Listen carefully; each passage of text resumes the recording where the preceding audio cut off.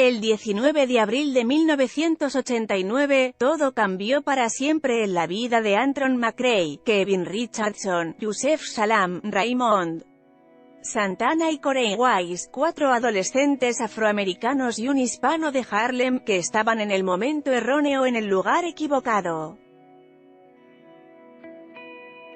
Esa noche, Trisha Meili, una joven blanca que corría en la parte norte del Central Park, sería brutalmente golpeada y violada. La policía de Nueva York, presionada para encontrar con rapidez a los responsables, convirtió a los 5 chicos, a menores de 16 años, en los principales sospechosos del atroz hecho que no cometieron. Fueron condenados injustamente por la violación y enviados a prisión. En el año 2002 sus condenas fueron revocadas cuando un asesino y violador en serie, Matías Reyes, confesó haber sido el único autor del crimen y su ADN coincidió con el hallado en todo el cuerpo y la ropa de la víctima. El caso revivió gracias a Así nos ven, When They See Us, una miniserie de 4 episodios de Netflix, que se estrenó el 31 de mayo, obra de la directora Ava DuVernay, que tiene como objetivo profundizar en esta historia real que expone los peligros del racismo en el sistema policial y judicial que en ese entonces llevaron a la culpabilidad de los 5 de Central Park, como fueron llamados por la prensa. DuVernay, que ya tocó el racismo institucionalizado en su documental Enmienda 13, también para Netflix, examina el papel que jugaron las razas y el origen humilde de los menores en su incriminación y encarcelamiento y el efecto que las condenas erróneas tuvieron sobre ellos y sus familias. Mi objetivo es invitar a la audiencia a que se pregunten: ¿qué ves cuando ves a niños negros? El brutal ataque a Meili, una empleada de un fondo de inversiones de Wall Street de 28 años, se convirtió en uno de los casos policiales más mediáticos de finales de la década de 1980. Ed Koch, alcalde de la ciudad, afirmaba que era el crimen del siglo. Incluso el actual presidente de los Estados Unidos, Donald Trump, solicitó en los diarios del país la pena de muerte para Antron, Yusef, Corey, Raymond y Kevin, después de que la justicia de Nueva York anunciara la inocencia de los jóvenes, ya hombres. Trump escribió un artículo de opinión en el diario New York Daily News. Llamó la absolución como una vergüenza, y afirmó que la culpabilidad del grupo aún era probable. La miniserie, que recibió elogiosas críticas por su estilo narrativo y las excelentes interpretaciones, fue coproducida por Oprah Winfrey y ha reabierto el debate sobre el racismo en el seno de la policía y el sistema judicial de Estados Unidos.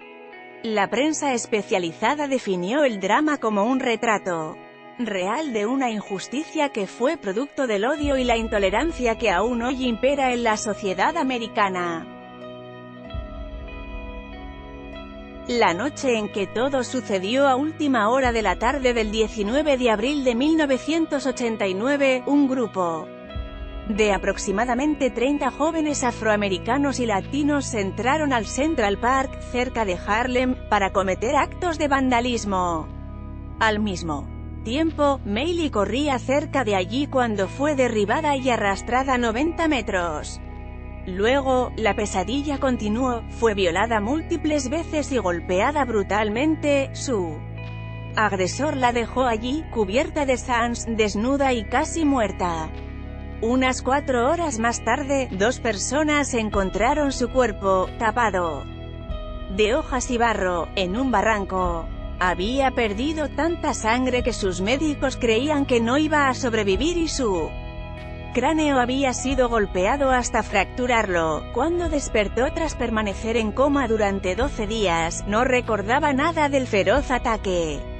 La policía de Nueva York actuó de inmediato y asumió que los adolescentes detenidos por los estragos en el emblemático parque de Nueva York también fueron responsables de la violación e intento de homicidio de Maylee. En ese grupo se encontraban Antron McCray, Yusef Salaam, Corey Wise, Raymond Santana y Kevin Richardson, que para ese entonces solo 2 de ellos se conocían, y, según sus testimonios, se habían unido a la pandilla por casualidad. Inicialmente, iban a ser acusados de disturbios, pero la jefa de la unidad de delitos sexuales de la Fiscalía de Manhattan, Linda Fairstein, determinó sin pruebas y con la necesidad de cerrar el caso que ellos eran responsables de la violación y construyeron el caso alrededor de la culpabilidad de los 5 menores.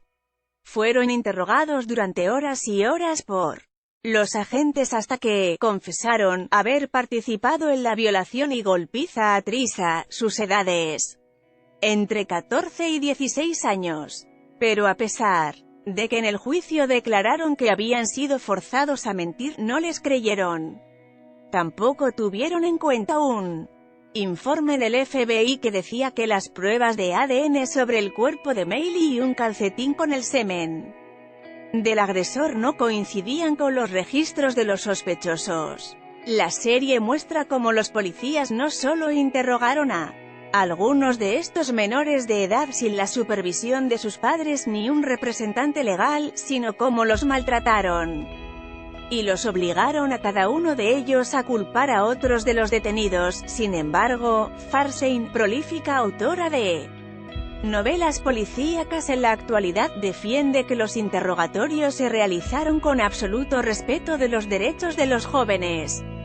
Y según establece la ley, en el drama de Netflix también se puede ver cómo Fairstein y los agentes forzaron el relato temporal de los hechos para que los menores estuviesen cerca de la escena del crimen. Incluso ocultaron evidencias que demostraban la inocencia de los adolescentes. 2 juicios, todos culpables. Las acusaciones se basaron casi exclusivamente en lo que habían declarado a la policía, ya que su ADN no coincidía con el encontrado ni en la víctima ni en la escena del crimen. El proceso legal contra los jóvenes se dividió en 2 juicios, uno contra Antron McCray, Yusef Salaam y Raymond Santana, y el otro contra Kevin Richardson y Corey Wise. Este último fue el único que fue juzgado como adulto por tener 16 años. La declaración de uno de los expertos que aseguró que el semen encontrado correspondía a otra persona. La fiscalía les ofreció un acuerdo por el que los jóvenes debían reconocer su culpabilidad para recibir una sentencia menor. Ellos rechazaron la propuesta y los juicios siguieron adelante. En el primer juicio, celebrado en agosto de 1990, Yusef, Antron y Raymond fueron exculpados de intento de homicidio, pero fueron condenados por violación, asalto, robo y disturbios. Recibieron la máxima sentencia para menores, entre 5 y 10 años en un correccional. El segundo juicio terminó en diciembre de 1990. Kevin fue condenado por intento de homicidio, violación, asalto y robo, y su sentencia fue también de 5 a 10 años en un correccional. Corey fue exculpado de esos cargos, pero fue condenado por abuso sexual, agresión y disturbios, y recibió una sentencia de 5 a 15 años en una prisión para adultos por tener 16 años. Finalmente, todos pasaron en prisión entre 6 y 13 años. La víctima testificó en ambos juicios, pero dijo no recordar nada desde el momento en que salió de su casa para trotar hasta que despertó del coma en el hospital. En 2001, un violador en serie que estaba encarcelado en el mismo centro que Corey Wise confesó que él había agredido a Trisa Maylee y la había dado por muerta. Matías Reyes, que cumplía cadena perpetua por otras violaciones y un asesinato, les contó a las autoridades cómo realizó el ataque e insistió en que actuó solo. Su ADN coincidía en más del 99% con el hallado sobre el cuerpo de Maylee y en el calcetín encontrado en la escena del crimen. La confesión supuso la Liberación en 2002 de Wise, el último de los 5 que quedaba en prisión. En cuanto se conoció la culpabilidad de Reyes, se inició un proceso legal y los 5 de Central Park, ya adultos, fueron exonerados y en 2014, tras más de 10 años de una batalla judicial, recibieron una indemnización de $41 millones estadounidenses de la ciudad de Nueva York. Duvernay trabajó estrechamente con Kevin Antron, Joseph Corey y Raymond en el proyecto. Fue Santana quien se puso en contacto con la cineasta, que en 2014 había dirigido la premiada película Selma, para proponerle que contara su historia. Marquis Rodríguez, Ethan Eris, Asante Black, Kaka y Kaleel Harris, son todos actores desconocidos y, en algunos casos, hasta debutantes, con la excepción de Harrell Jerome, que llamó la atención por su participación en Moonlight.